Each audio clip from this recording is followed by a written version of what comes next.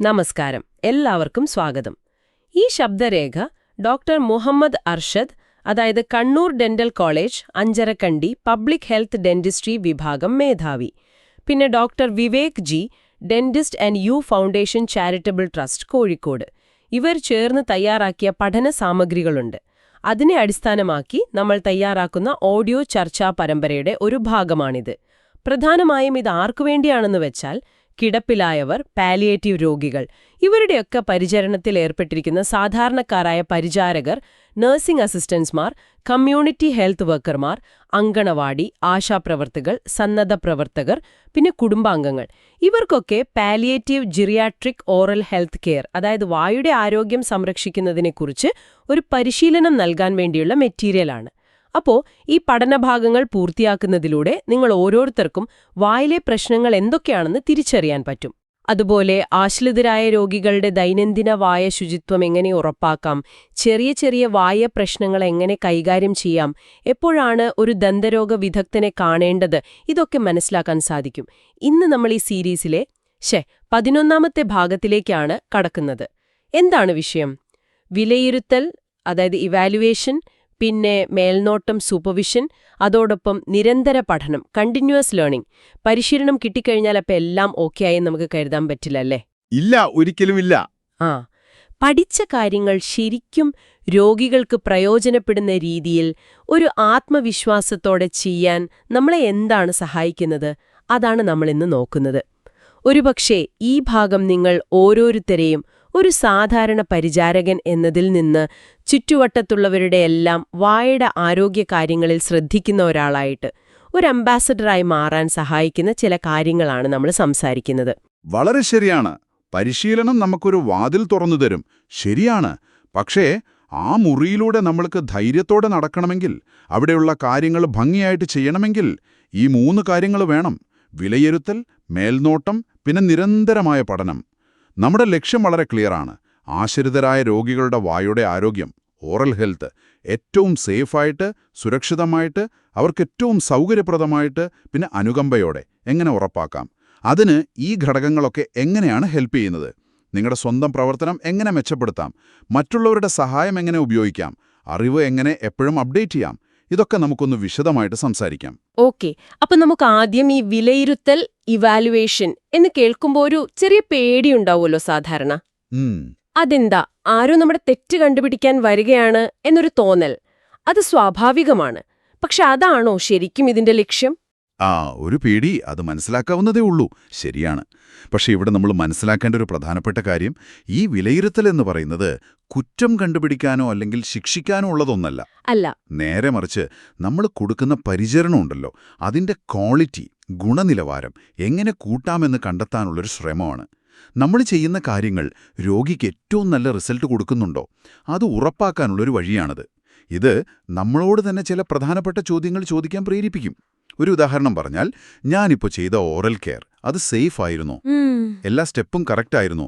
രോഗിക്ക് എന്തെങ്കിലും ബുദ്ധിമുട്ടുണ്ടായോ? സുഖമായിരുന്നോ? പിന്നെ ഇൻഫെക്ഷൻ കൺട്രോൾ, അണുബാധ തടയാനുള്ള കാര്യങ്ങൾ ഞാൻ ശ്രദ്ധിച്ചോ? കണ്ട കാര്യങ്ങൾ ഞാൻ ഡോക്യുമെന്റ് ചെയ്തോ, അതായത് രേഖപ്പെടുത്തി വെച്ചോ? ഇതൊക്കെയാണോ ചോദ്യങ്ങൾ? അപ്പോ ഈ ചോദ്യങ്ങൾ നമ്മൾ സ്വയം ചോദിക്കുന്നതും ഒരുപക്ഷെ മറ്റൊരാൾ നമ്മളോട് ചോദിക്കുന്നതും സത്യത്തിൽ നമ്മളെ ഹെൽപ്പ് ചെയ്യാണല്ലേ? അതെ, തീർച്ചയായും. നമ്മൾ ചെയ്യുന്നത് ശരിയാണെന്നൊരു ഉറപ്പ് വരുമ്പോൾ നമുക്കൊരു കോൺഫിഡൻസ് കിട്ടും. അതുതന്നെ. ഇനി എന്തെങ്കിലും തെറ്റുണ്ടെങ്കിൽ അത് മനസ്സിലാക്കി തിരുത്താനും പറ്റും. അവസാനം എന്താ സംഭവിക്കുന്നത്? രോഗിക്ക് കിട്ടുന്ന പരിചരണം മെച്ചപ്പെടും.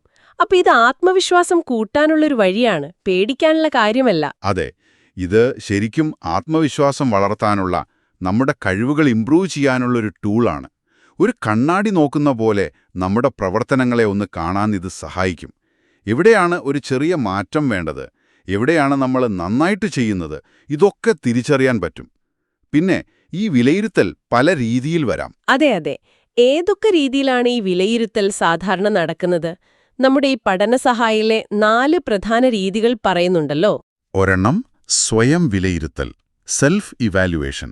ആ പേര് പറയുന്ന പോലെ തന്നെ നമ്മൾ സ്വയം നടത്തുന്നത്. നമ്മുടെ പ്രവൃത്തികളെക്കുറിച്ച് നമ്മൾ തന്നെ ഒന്ന് ആലോചിച്ചു നോക്കുന്നു, വിലയിരുത്തുന്നു. രണ്ടാമത്തത് സഹപ്രവർത്തകരുടെ വിലയിരുത്തൽ, പിയർ ഇവാലുവേഷൻ എന്ന് പറയും. നമ്മളോടൊപ്പം ജോലി ചെയ്യുന്നവർ പരസ്പരം ഒന്ന് ഒബ്സർവ് ചെയ്ത് അഭിപ്രായങ്ങൾ ഷെയർ ചെയ്യുന്നു. അത് നല്ലതാണ്. ഒരുമിച്ച് പഠിക്കാൻ പറ്റും. അതെ, ഒരുമിച്ച് പഠിക്കാനും വളരാനും അത് വളരെ നല്ലതാണ്. പിന്നെ മൂന്നാമത്തത് മേൽനോട്ടക്കാരന്റെ വിലയിരുത്തൽ, സൂപ്പർവൈസർ ഇവാലുവേഷൻ. എന്നുവെച്ചാൽ നമ്മളെക്കാൾ കുറച്ചുകൂടി എക്സ്പീരിയൻസ് ഉള്ളവർ, ചിലപ്പോൾ നഴ്സുമാർ, ഡെന്റൽ ഹൈജീനിസ്റ്റുകൾ അല്ലെങ്കിൽ ട്രെയിനേഴ്സ്, ഇവരൊക്കെ നമ്മുടെ പ്രവർത്തനം നോക്കിയിട്ട് അഭിപ്രായം പറയുന്നത്. ഓക്കേ. എല്ലാവരും ഒരേ സ്റ്റാൻഡേർഡിലാണോ കാര്യങ്ങൾ ചെയ്യുന്നത് എന്ന് ഉറപ്പാക്കാൻ ഇത് നല്ലതാണ്. ശരി. നാലാമത്തേത് ഒരുപക്ഷെ ഏറ്റവും പ്രധാനപ്പെട്ട ഒന്നായിരിക്കും. രോഗിയുടെ പ്രതികരണം, പേഷ്യന്റ് ഫീഡ്ബാക്ക്. ആർക്കാണോ നമ്മൾ പരിചരണം കൊടുക്കുന്നത് ആ വ്യക്തിയിൽ നിന്നോ അല്ലെങ്കിൽ അവരുടെ കുടുംബാംഗങ്ങളിൽ നിന്നോ നേരിട്ട് അഭിപ്രായം ചോദിച്ചറിയുന്നത്. അവർക്ക് എത്രത്തോളം റിലീഫ് കിട്ടി, എന്തെങ്കിലും ബുദ്ധിമുട്ടുണ്ടായോ, ഇതൊക്കെ അറിയാൻ ഇത് വളരെ അത്യാവശ്യമാണ്. അപ്പോൾ ഈ 4 രീതിയിൽ നിന്നും കിട്ടുന്ന വിവരങ്ങൾ നമ്മൾ ഒരുമിച്ച് വെക്കുമ്പോഴാണ് നമ്മുടെ പരിചരണത്തിന്റെ ഒരു കംപ്ലീറ്റ് പിക്ചർ കിട്ടുന്നത്. ഇതിലെ സ്വയം വിലയിരുത്തൽ, സെൽഫ് എവാലുവേഷൻ എന്ന് പറയുന്നത് അത് ഭയങ്കര പവർഫുൾ ആയിട്ടുള്ള ഒരു ടൂളായിട്ട് എനിക്ക് തോന്നുന്നു. കാരണം മറ്റാരും നമ്മളെ കാണുന്നില്ലെങ്കിലും നമ്മൾ നമ്മളോട് തന്നെ ഒരു സത്യസന്ധത കാണിക്കേണ്ടത് പ്രധാനമാണല്ലോ. ഇതിനെ നമ്മുടെ മെറ്റീരിയലിൽ വളർച്ചയുടെ കണ്ണാടി എന്ന് തന്നെ പറയുന്നുണ്ട്. അതെ. ഇതെങ്ങനെയാണ് നമ്മൾ പ്രാക്ടിക്കലായിട്ട് ചെയ്യേണ്ടത്? വളരെ സിമ്പിളായിട്ട് തുടങ്ങാം. ഓരോ ദിവസത്തെയും കെയർ കഴിഞ്ഞിട്ട് അല്ലെങ്കിൽ ഒരാഴ്ചയുടെ അവസാനം കുറച്ച് സമയം ഇതിനുവേണ്ടി ഒന്ന് മാറ്റിവെക്കുക. എന്നിട്ട് നമ്മളോട് തന്നെ ചോദിക്കുക, ഇന്ന് ഞാൻ ഇൻഫെക്ഷൻ കൺട്രോളിന്റെ എല്ലാ കാര്യങ്ങളും ശ്രദ്ധിച്ചോ? കൈ കഴുകിയത്, ഗ്ലൗസ് ഇട്ടത്, അതൊക്കെ കറക്റ്റായിരുന്നോ? രോഗിയോട് സംസാരിച്ചപ്പോൾ അത് ദയയോടെ, ബഹുമാനത്തോടെ ആയിരുന്നോ? രോഗിയുടെ വായ, എല്ലാ ഭാഗവും ശ്രദ്ധിച്ചു നോക്കിയോ? എന്തെങ്കിലും അസാധാരണമായിട്ട് കണ്ടോ? കണ്ടെങ്കിൽ അത് ഓർത്തുവെച്ചോ? അല്ലെങ്കിൽ എവിടെയെങ്കിലും കുറിച്ചിട്ടോ? സൂപ്പർവൈസറെ അറിയിച്ചോ? ഓക്കേ. ഇന്ന് ചെയ്തതിൽ നിന്ന് നാളേക്ക് എന്ത് ഒരു ചെറിയ കാര്യം എനിക്ക് കുറച്ചുകൂടി നന്നായി ചെയ്യാൻ പറ്റും? ഈ ചോദ്യങ്ങൾ ഇത് നമ്മളോട് തന്നെ ചോദിക്കുന്നത് ഒരു വലിയ മാറ്റമുണ്ടാക്കുമല്ലേ? ഉണ്ടാക്കും. ഒരു ചെറിയ ഡയറി പോലെ, ഒരു പ്രതിഫലന ഡയറി, റിഫ്ലക്ഷൻ ഡയറി സൂക്ഷിക്കുന്നതിനെക്കുറിച്ചും പറയുന്നുണ്ട്. അതെ. നമ്മളെവിടെയായിരുന്നു, ഇപ്പെവിടെയാണ്, ഇനി എന്തു മെച്ചപ്പെടുത്തണം എന്നൊക്കെ നമുക്ക് തന്നെ ഒരു ട്രാക്ക് വെക്കാൻ ഇത് ഹെൽപ്പ് ചെയ്യും. ഇത് ശരിക്കും ഒരു പേഴ്സണൽ ഗ്രോത്ത് പ്ലാൻ പോലെയാണ്. തീർച്ചയായും. ഈ സ്വയം തിരുത്തലിനും വളർച്ചയ്ക്കൊപ്പം മറ്റുള്ളവരുടെ ഒരു ഗൈഡൻസ് കൂടി കിട്ടുന്നത് നല്ലതാണ്. ശരിയാണ്. അവിടെയാണ് ഈ നിരീക്ഷണവും മേൽനോട്ടവും, ഒബ്സർവേഷൻ ആൻഡ് സൂപ്പർവിഷൻ വരുന്നത്. അതെ. നമ്മൾ ഒറ്റയ്ക്കല്ലല്ലോ ഇത് ചെയ്യുന്നത്. പലപ്പോഴും ഒരു ടീമിന്റെ ഭാഗമായിട്ടായിരിക്കും. അപ്പോ നഴ്സുമാര്, ഡെന്റൽ ഹൈജീനിസ്റ്റുകള്, പാലിയേറ്റീവ് കെയർ കോർഡിനേറ്റർമാർ, ഇങ്ങനെയുള്ള സൂപ്പർവൈസർമാർക്ക് എങ്ങനെയാണ് പരിചാരകരെ ഏറ്റവും നന്നായി സപ്പോർട്ട് ചെയ്യാൻ കഴിയുക? സൂപ്പർവൈസർമാരുടെ റോള് വളരെ വലുതാണ്. അവർ ഇടയ്ക്കിടെ നമ്മൾ ജോലി ചെയ്യുന്ന സ്ഥലത്ത് വന്ന് കാര്യങ്ങൾ നോക്കും. റെഗുലർ ഒബ്സർവേഷൻ റൗണ്ട്സ് എന്നൊക്കെ പറയാം. നമ്മൾ ചെയ്യുന്നത് നേരിട്ട് കാണുമ്പോൾ അവർക്ക് കറക്റ്റായിട്ട് ഫീഡ്ബാക്ക് തരാൻ പറ്റും.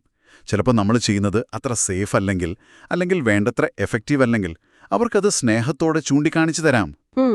ഇൻഫെക്ഷൻ കൺട്രോൾ, രോഗിയോടുള്ള സംസാരം, ഇതിലൊക്കെ കൂടുതൽ ശ്രദ്ധിക്കാൻ ഓർമ്മിപ്പിക്കാം. എല്ലാത്തിനും ഉപരിയായി അവർക്ക് നമ്മളെ പ്രോത്സാഹിപ്പിക്കാൻ പറ്റും. ചിലപ്പോൾ ഈ ജോലിയുടെ ഭാഗമായിട്ട് ഒരുപാട് സ്ട്രെസ്സൊക്കെ ഉണ്ടാവും. അപ്പോൾ ഒരു താങ്ങായി നിൽക്കാൻ അവർക്ക് കഴിയും. ഈ മേൽനോട്ടത്തിന്റെ ഭാഗമായിട്ട് ഫീഡ്ബാക്ക് കൊടുക്കുന്നതിനെക്കുറിച്ച് പറയുമ്പോൾ അതൊരു പേടിപ്പെടുത്തുന്ന അനുഭവമാകാതിരിക്കാൻ എന്താണ് ശ്രദ്ധിക്കേണ്ടത്?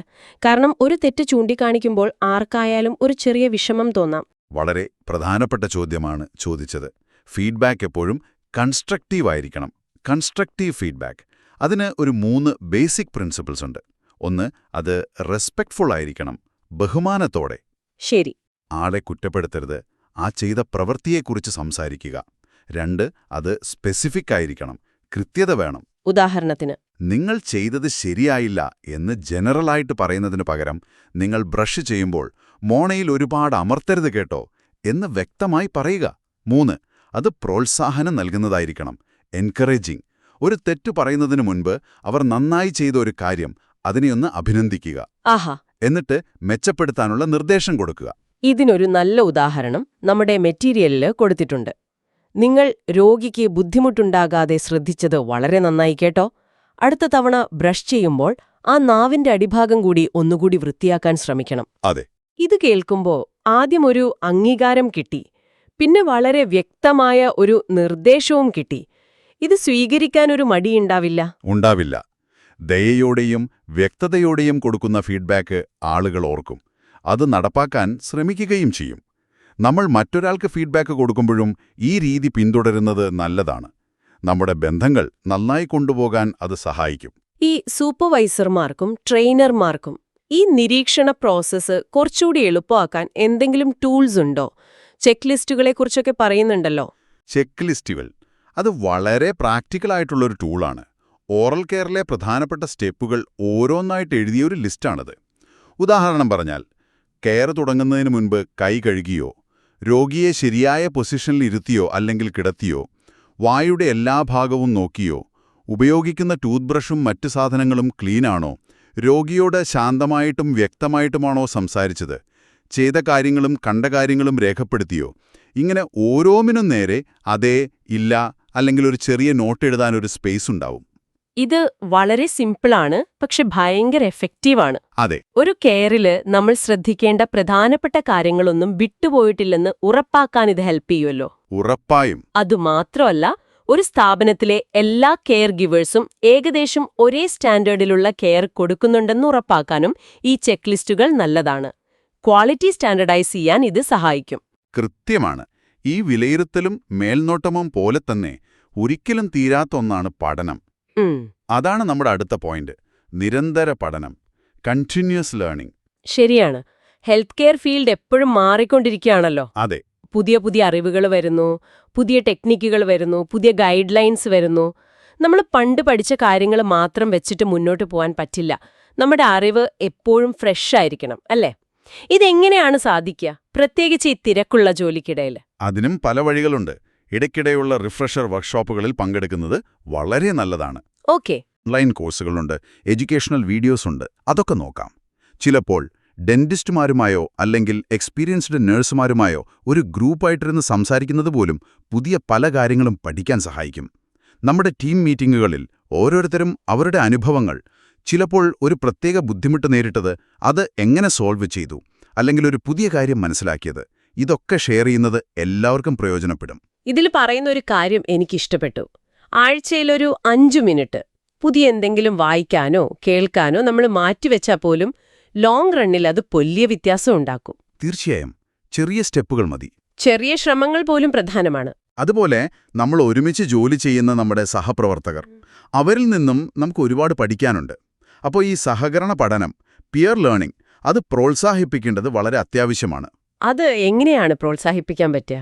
കെയർ ഗിവേഴ്സിന് പരസ്പരം ജോലി ചെയ്യുന്നത് ഒബ്സർവ് ചെയ്യാൻ എൻകറേജ് ചെയ്യാം. നല്ല രീതികൾ കണ്ടാൽ അത് അപ്രീഷിയേറ്റ് ചെയ്യാനും ഐഡിയാസ് കൈമാറാനും ഒക്കെ പ്രോത്സാഹിപ്പിക്കാം. ചിലപ്പോൾ വളരെ ചാലഞ്ചിങ് ആയൊരു കേസ് വരും, അല്ലേ? അല്ലെങ്കിൽ ഇമോഷണലി ഭയങ്കര ഡ്രെയിനിങ് ആയിട്ടുള്ള അനുഭവങ്ങളുണ്ടാവാം. ഇതൊക്കെ ടീം മെമ്പേഴ്സിനിടയിൽ ഓപ്പണായിട്ട് സംസാരിക്കുന്ന വലിയൊരു റിലീഫാണ്. പുതിയ സൊല്യൂഷൻസ് കണ്ടെത്താനും അത് സഹായിക്കും. അതുപോലെ ചെറിയ ചെറിയ വിജയങ്ങൾ, ഒരു രോഗിയുടെ വായിലെ ഇൻഫെക്ഷൻ മാറി, അല്ലെങ്കിൽ സംസാരിക്കാൻ ബുദ്ധിമുട്ടിയിരുന്ന ഒരാൾ നമ്മളോടൊരു താങ്ക്സ് പറഞ്ഞു, അതൊക്കെ ഒരുമിച്ച് ഷെയർ ചെയ്യാനും സന്തോഷിക്കാനും കഴിയണം. ഇതിലൊരു ഭംഗിയുള്ളൊരാശയം പറയുന്നുണ്ട്. ഒരാൾ പഠിക്കുമ്പോൾ എല്ലാവരും വളരുന്നു, എല്ലാവരും വളരുമ്പോൾ സമൂഹം സൗഖ്യപ്പെടുന്നു. അതെ, when one learns, all grow. When all grow, the community heals. ഒരു ടീമായിട്ട് ഒരുമിച്ച് മുന്നോട്ടു പോകുന്നതിന്റെ പ്രാധാന്യം ഇതിൽ നന്നായിട്ട് കാണിക്കുന്നുണ്ട്. തീർച്ചയായും. ഈ നല്ല രീതികളും പഠനവുമൊക്കെ കണ്ടിന്യൂസ് ആയിട്ട് മുന്നോട്ട് കൊണ്ടുപോകണമെങ്കിൽ എന്തുവേണം? മോട്ടിവേഷൻ വേണം. പ്രചോദനം. അതെ, പ്രചോദനം നിലനിർത്തണം. അതോടൊപ്പം നമ്മൾ ചെയ്യുന്ന നല്ല കാര്യങ്ങൾക്ക് ഒരു അംഗീകാരം, റെക്കഗ്നിഷൻ കിട്ടണം. അത് വളരെ ഇമ്പോർട്ടന്റ് ആണ്. സ്ഥിരമായിട്ട് നന്നായി ജോലി ചെയ്യുന്നവരെ എങ്ങനെയാണ് സൂപ്പർവൈസർമാർക്ക് പ്രോത്സാഹിപ്പിക്കാൻ പറ്റുക? അവരുടെ ആ ഒരു ഉത്സാഹം എങ്ങനെ നിലനിർത്താം? ചെറിയ കാര്യങ്ങളിലൂടെ വലിയ മാറ്റങ്ങൾ കൊണ്ടുവരാൻ പറ്റും. സ്ഥിരമായി നല്ല രീതിയിൽ കെയർ കൊടുക്കുന്നവർ, പങ്ക്ച്വാലിറ്റി ഉള്ളവർ, അവരെ മീറ്റിംഗുകളിലൊന്ന് അഭിനന്ദിക്കുന്നത്, അല്ലെങ്കിൽ ചെറിയൊരു അവാർഡ് കൊടുക്കുന്നത്, അതൊക്കെ വലിയ പ്രോത്സാഹനമാണ്. ശരിയാണ്. അവരുടെ സക്സസ് സ്റ്റോറീസ് മറ്റുള്ളവരുമായിട്ട് ഷെയർ ചെയ്യാം. ചിലപ്പോൾ കെയർ ഗീവേഴ്സിന് തന്നെ പുതിയ പുതിയ ഐഡിയാസ് ഉണ്ടാവാം. ഉദാഹരണത്തിന്, ഓറൽ കെയറിനുള്ള സാധനങ്ങൾ വെക്കുന്ന ട്രേ, കെയർ ട്രേ കുറച്ചുകൂടി എളുപ്പത്തിൽ യൂസ് ചെയ്യാൻ പറ്റുന്ന രീതിയിൽ മാറ്റങ്ങൾ വരുത്തുന്നത്. അല്ലെങ്കിൽ രോഗികൾക്കും വീട്ടുകാർക്കും കാര്യങ്ങൾ മനസ്സിലാക്കി കൊടുക്കാൻ സിമ്പിളായിട്ടുള്ള ചിത്രങ്ങളോ ചാർട്ടുകളോ ടീച്ചിങ് എയ്ഡ്സൊക്കെ ഉണ്ടാക്കുന്നത്. ഇത്തരം ക്രിയേറ്റീവായിട്ടുള്ള ശ്രമങ്ങളെ നമ്മൾ അംഗീകരിക്കണം, പ്രോത്സാഹിപ്പിക്കണം. അംഗീകാരം കിട്ടുമ്പോൾ ആ ജോലി ഒന്നുകൂടി നന്നായി ചെയ്യാനും മറ്റുള്ളവർക്കതൊരു മാതൃകയാവാനും തോന്നും. ഇത് വെറുമൊരു ജോലിയല്ല, ഒരു സേവനമാണ് എന്നൊരു ഫീല് വരും. അതെ, അംഗീകാരം കിട്ടുമ്പോൾ കൂടുതൽ നന്നായി ചെയ്യാനൊരു പ്രചോദനമാകും. ഈ പറഞ്ഞ കാര്യങ്ങളൊക്കെ പ്രാക്ടിക്കലായിട്ട് എങ്ങനെയാണ് ഗുണം ചെയ്യുന്നത് എന്നതിനൊരു ഉദാഹരണം കൂടി നമ്മുടെ മെറ്റീരിയലിൽ കൊടുത്തിട്ടുണ്ട്. ഒരു ഗ്രാമത്തിലുള്ള പാലിയേറ്റീവ് സെന്ററിലെ ഒരു അനുഭവം. ഓക്കെ, അതൊന്ന് പറയാമോ? ഈ പറഞ്ഞ പ്രിൻസിപ്പിൾസ് ഒക്കെ അവിടെ എങ്ങനെയാണ് വർക്കൗട്ടായത്? ആ സെന്ററിലെ കെയർ ഗീവേഴ്സ് ഒരുമിച്ചിരുന്ന് ഒരു തീരുമാനമെടുത്തു. ഓറൽ കെയർ ചെയ്യുമ്പോൾ ശ്രദ്ധിക്കേണ്ട കാര്യങ്ങളൊക്കെ വെച്ചിട്ട് ഒരു കോമൺ ചെക്ക് ലിസ്റ്റ്, ഒരു ഷെയർഡ് ചെക്ക് ലിസ്റ്റ് അവരുണ്ടാക്കി. ശരി. എന്നിട്ട് എല്ലാ ആഴ്ചയും അവർ ഒരുമിച്ചിരുന്ന് ആ ചെക്ക് ലിസ്റ്റ് വെച്ചിട്ട് അവരുടെ പ്രവർത്തനങ്ങളൊന്ന് റിവ്യൂ ചെയ്യാൻ തുടങ്ങി. ആരാണ് ചെയ്തത് എന്നതിനേക്കാൾ കാര്യങ്ങൾ കറക്റ്റായിട്ട് നടക്കുന്നുണ്ടോന്നതിലായിരുന്നു ഫോക്കസ്. അതിന്റെ റിസൾട്ട് എന്തായിരുന്നു? റിസൾട്ട് വളരെ പെട്ടെന്നായിരുന്നു. ഒരു മാസം കഴിഞ്ഞപ്പോഴേക്കും ആ സെന്ററിലെ രോഗികൾക്കിടയിൽ വായിലെ അണുബാധയുടെ റേറ്റ് അത് നന്നായി കുറഞ്ഞു. ഇൻഫെക്ഷൻ റേറ്റ്സ് ഡ്രോപ്പ് ചെയ്തു. കൊള്ളാം. രോഗികൾക്ക് കൂടുതൽ കംഫർട്ടബിളായി തോന്നിയെന്ന് അവരുടെ കംഫർട്ട് സ്കോർസ് കൂടി. അപ്പോഴാണ് ആ ടീമിന് ഒരു കാര്യം ശരിക്കും മനസ്സിലായത്. ഈ വിലയിരുത്തലും മേൽനോട്ടവും ഒന്നും അവരെ കൺട്രോൾ ചെയ്യാനോ കുറ്റം കണ്ടുപിടിക്കാനുള്ളതല്ല. അല്ല, മറിച്ച് അതെല്ലാവരും ഷെയർ ചെയ്യുന്ന ഒരു ഉത്തരവാദിത്തമാണ്. Shared responsibility. ഒരുമിച്ച് നിന്നാൽ കെയറിന്റെ ക്വാളിറ്റി എത്രത്തോളം കൂട്ടാൻ പറ്റുമെന്ന് അവർക്ക് ബോധ്യമായി. വളരെ ഇൻസ്പയറിംഗ് ആയിട്ടുള്ളൊരു അനുഭവമാണിത്. ഒരു സിമ്പിൾ ചെക്ക് ലിസ്റ്റും ഒരുമിച്ചിരുന്ന് സംസാരിക്കാനുള്ളൊരു മനസ്സും ഉണ്ടായപ്പോൾ രോഗികൾക്ക് കിട്ടുന്ന കെയറിൽ വലിയൊരു വ്യത്യാസമുണ്ടായി. അതെ. അപ്പോ ഇന്ന് നമ്മൾ സംസാരിച്ച പ്രധാനപ്പെട്ട കാര്യങ്ങൾ ഒന്നുകൂടി ഒന്ന് ഓർത്തെടുക്കുന്നത് നല്ലതാണ്. തീർച്ചയായും. ഒന്ന്, വിലയിരുത്തൽ, ഇവാലുവേഷൻ എന്ന് പറയുന്നത് നമ്മുടെ ഗ്രോത്തിന് വേണ്ടിയാണ്, ക്രിറ്റിസിസത്തിന് വേണ്ടിയല്ല. 2, സ്വയം വിലയിരുത്തുന്നതും സഹപ്രവർത്തകരിൽ നിന്നും, പിയർ ഫീഡ്ബാക്ക്, സൂപ്പർവൈസർമാരിൽ നിന്നും സൂപ്പർവൈസർ ഫീഡ്ബാക്ക്, പിന്നെ രോഗികളിൽ നിന്നും പേഷ്യന്റ് ഫീഡ്ബാക്ക് അഭിപ്രായങ്ങൾ ചോദിക്കുന്നത് ഒരു ശീലമാക്കണം. 3, ചെക്ക് ലിസ്റ്റുകൾ പോലുള്ള സിമ്പിൾ ടൂൾസും കറക്റ്റായിട്ടുള്ള ഡോക്യുമെന്റേഷനും ക്വാളിറ്റി ഉറപ്പാക്കാൻ സഹായിക്കും. 4, നിരന്തര പഠനം, കണ്ടിന്യൂവസ് ലേണിംഗ് അത്യാവശ്യമാണ്. അറിവ് പുതുക്കാനുള്ള അവസരങ്ങൾ ഉപയോഗിക്കണം. 5, ഒരു ടീമായിട്ട് വർക്ക് ചെയ്യുക, പരസ്പരം പഠിക്കാനും പിയർ ലേണിംഗ് സപ്പോർട്ട് ചെയ്യാനും റെഡിയാണുക. അവസാനമായിട്ട്, ചെയ്യുന്ന നല്ല കാര്യങ്ങൾക്ക് മോട്ടിവേഷനും റെക്കഗ്നിഷനും, അതായത് പ്രചോദനവും അംഗീകാരവും കൊടുക്കുന്നതും കിട്ടുന്നതും ഈ നല്ല പ്രവർത്തനം നിലനിർത്താൻ വളരെ പ്രധാനമാണ്. ഈ കാര്യങ്ങൾ ഓർമ്മ വെച്ചാൽ പരിശീലനത്തിലൂടെ കിട്ടിയ അറിവ് കൂടുതൽ എഫക്റ്റീവായിട്ട് ഉപയോഗിക്കാൻ നിങ്ങൾക്ക് ഓരോരുത്തർക്കും സാധിക്കും. തീർച്ചയായും. അപ്പോൾ ഈ ചർച്ച അവസാനിപ്പിക്കുമ്പോൾ നിങ്ങൾ ഓരോരുത്തരും ഓർത്തിരിക്കേണ്ട ഒരു പ്രധാനപ്പെട്ട ചിന്ത കൂടി പങ്കുവയ്ക്കുന്നുണ്ട് നമ്മുടെ മെറ്റീരിയലിൽ. അതെ, മികവ് എന്നത് ഒറ്റപ്പെട്ട ഒരു പ്രവൃത്തിയല്ല. അത് പ്രതിഫലനത്തിന്റെയും വളർച്ചയുടെയും ദൈനംദിന ശീലമാണ്. നിങ്ങൾ പഠിക്കുകയും നിരീക്ഷിക്കുകയും മെച്ചപ്പെടുത്തുകയും ചെയ്യുന്ന ഓരോ നിമിഷവും നിങ്ങൾ സേവിക്കുന്നവർക്ക് കൂടുതൽ ആശ്വാസവും അന്തസ്സും നൽകുന്നു. Excellence is not a single act. It is a daily habit of reflection and growth. Every moment you learn, observe, and improve, you bring more comfort and dignity to those you serve. വളരെ അർത്ഥവത്തായ വാക്കുകൾ. ഇന്ന് നമ്മൾ കേട്ട കാര്യങ്ങൾ നിങ്ങളുടെ daily care റുട്ടീനിൽ എങ്ങനെ ഉപയോഗിക്കാമെന്ന് ഒന്ന് ചിന്തിച്ചു നോക്കുക. നിങ്ങളുടെ അനുഭവങ്ങളും പുതിയ ചിന്തകളും കൂടെയുള്ളവരുമായിട്ട് ഷെയർ ചെയ്യുക. ഒരുമിച്ച് പഠിക്കാനും വളരാനും അത് തീർച്ചയായും സഹായിക്കും. ഈ പരമ്പരയിലെ അവസാന ഭാഗത്ത് മറ്റൊരു പ്രധാന വിഷയവുമായി നമുക്ക് വീണ്ടും കാണാം. എല്ലാവർക്കും നന്ദി.